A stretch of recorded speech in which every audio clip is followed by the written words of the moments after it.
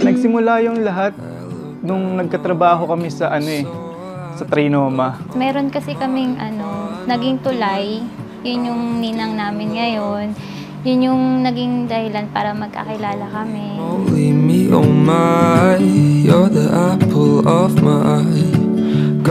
So yun, nung una, ayoko sa kanya kasi siya mukha siyang maloko, parang baero, ganyan. Tsaka yung time kasi na yun, hindi ko rin alam na parehas kami ng religion. So parang deadma lang. Pero nung nalaman ko na INC siya, doon ko siya parang nag-start na i-entertain. Chocolate candy, Jesus Christ, ain't nothing please me more than you. Nagkakataon na pag dumadaan siya, napapatingin ako, tapos napapatingin din siya. Kaya di mo alam kung may kidlat na dumadaan Home is wherever I'm with you.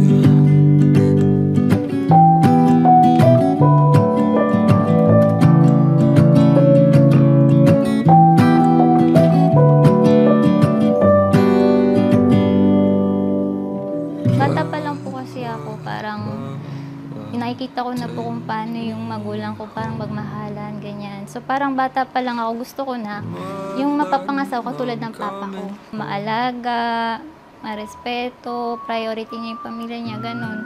Hanggang sa nakilala ko si Marvin, parang nakikita ko sa kanya yung ugali ng papa ko.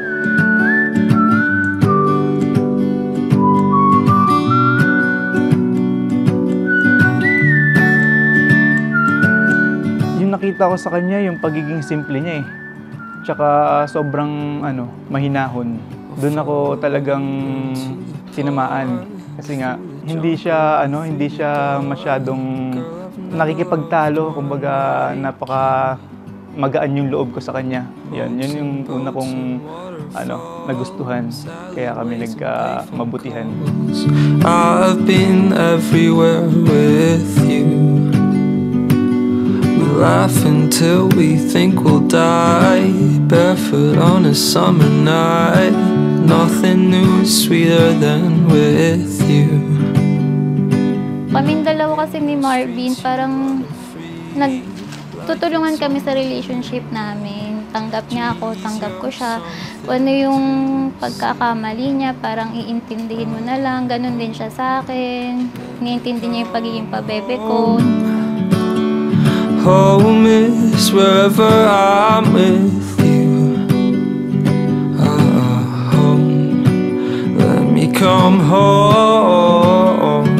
So parang na-realize ko na siya na talaga, nung naging asawa ko na talaga siya, nung nakasama ko na siya sa isang bubong, dun ko napatunayan na hindi ako nagkamali ng napangasawa.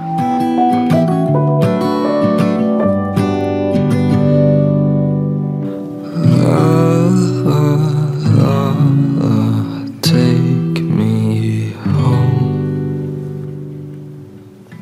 Daddy, I'm coming home. Gusto ko lang sabihin na miss ko na siya. Sana nandito siya. Kasi hindi ako totally sobrang kasi wala siya. Dapat siya yung nandito. Pero gusto kong sabihin sa kanya na naging maganda naman yung buhay ko sa naging asawa ko. Napakabuti niya. Tapos sayang lang hindi na niya nakilala yung mga apo niya kasi iniwan niya kagad kami. Yun lang. Mahal na mahal ko siya.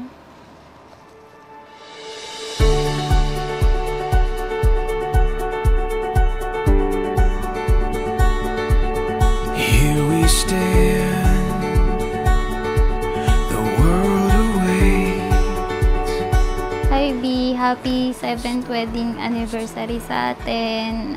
Gusto ko lang magpasalamat sa lahat ng ginawa mo para sa akin, para sa amin ng mga anak mo, sa pagiging mabuting asawa, pagiging mabuting ama, pagiging mapagmahal at responsableng tao. That gives me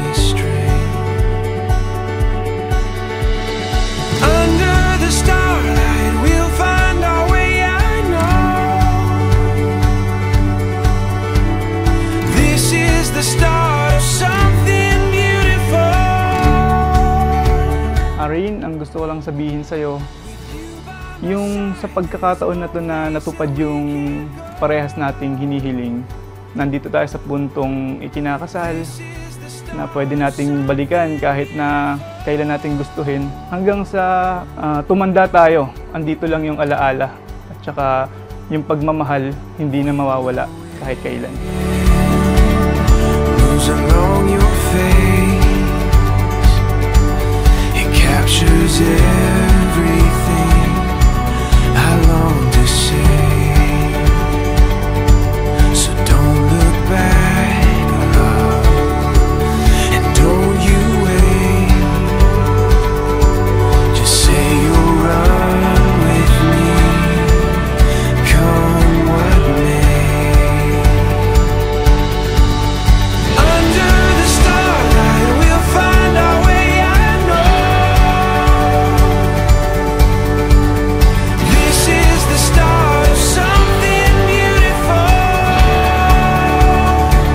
Pinapangako ko na iingatan ko kayo hanggang sa kahit anong sapitin natin, sa kahirapan, sa kaginhawaan.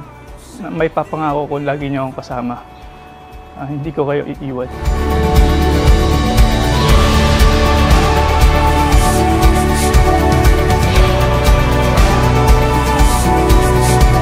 Ang pinapangako ko sa'yo na kahit anong mangyari, nandito lang ako lagi para sa'yo.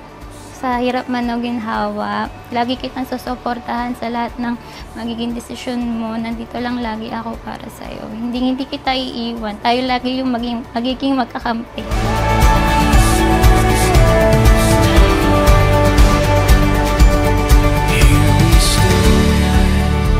Ngayong papasok na tayo sa kapilya, ito na yung pinaka-final eh.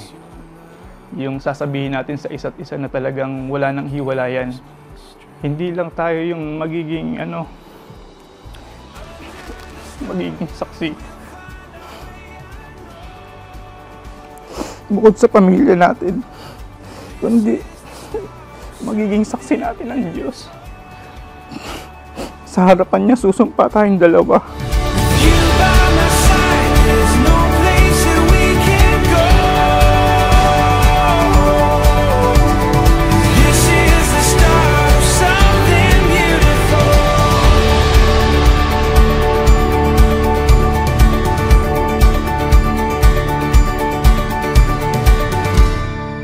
Ako lang yung kakampi mo. Magkamali ka man o hindi. Nandito lang ako para sa'yo. Mahal na mahal kita.